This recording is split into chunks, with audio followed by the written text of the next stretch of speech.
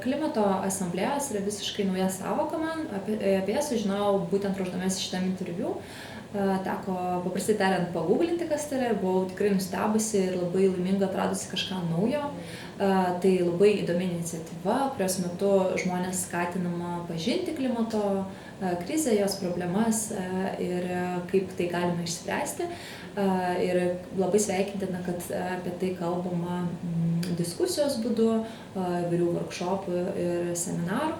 Kaip galima būtų tai gyventi Lietuvoje ir Vilniuje, tai tikrai nepalikčiau tik Vilniaus, įtraukčiau visą Lietuvą, vien dėl to, kad galbūt kitose miestuose negu Vilnius žmonės mažiau žino apie klimato kaitą ir jos keliamas grėsmes.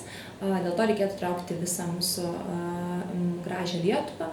Kaip tai galima būtų daryti, kaip ir, manau, tuo pačiu principu, kaip ir dabar tas vyksta, per diskusiją, per seminarus, per vyrias dirbtuves, kurio metu žmogus tiesiogiai supranta, per praktiką susipažįsta su šita tema ir randa būdus, kaip jisai, kaip pilietis arba bendruomenės narys gali daryti pokytį.